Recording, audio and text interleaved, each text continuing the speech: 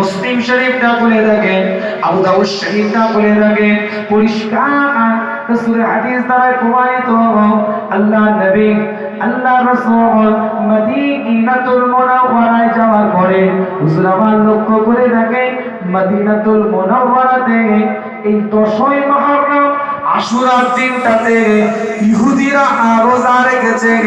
হুজুর লক্ষ্য করে ইহুদিরাও সিয়ামটা পালন করে। নবী এসেছে কেন?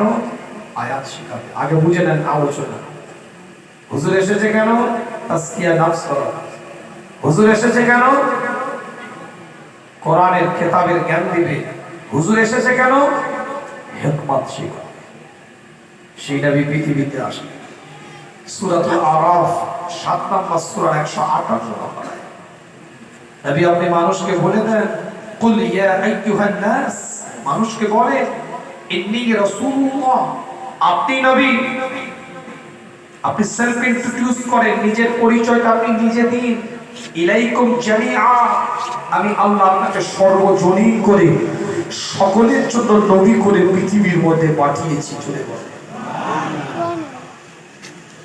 কোন বিশেষ একজন ব্যক্তির জন্য, কওমের জন্য, জাতির জন্য, ধর্মের জন্য নয়, সর্বজনীন করে আপনাকে রাসূল করে দুনিয়াতে পাঠিয়েছি।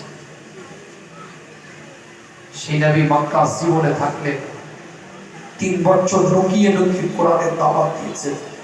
11 জনকে ঈমানের দাওয়াত করেছে। মক্কা জমিনে 13 বছর হুজুর কাটালেন। 13 বছরে 400 জন, মক্কি জীবনের শেষ 10 বছরে 389 জনকে হুজুর ঈমানের দাওয়াত দিয়েছে।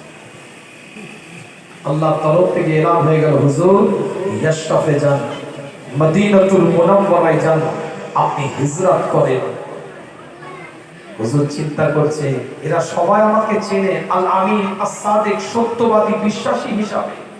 তাদের কাছে আমি 13 বছরে 400 জনকে ঈমানের কালমা দিতে পেরেছি, তারা তো কেউ চেনেই না, সেখানে কি আবার কি হবে? আল্লাহ কোরআন দিয়ে জানিয়ে দিচ্ছে, সূরাতুল ইনশিরাহ খুলে দেখেন 94 নম্বর সূরা 5 নম্বর 6 নম্বর আয়াতের মধ্যে আল্লাহ বলছেন, ফাইন্না মাআল উসরি ইউসরা, ইন্না মাআল উসরি ইউসরা। হুজুর আপনি চিন্তা করবেন না, কোরআনের ইউনিক একটা জায়গা, অনন্য একটা জায়গা, যে জায়গার মধ্যে আল্লাহ ব্যাক টু ব্যাক কোরআনের একই আয়াতের অর্থ বিশিষ্ট আয়াতকে আল্লাহ নাযিল করেছে।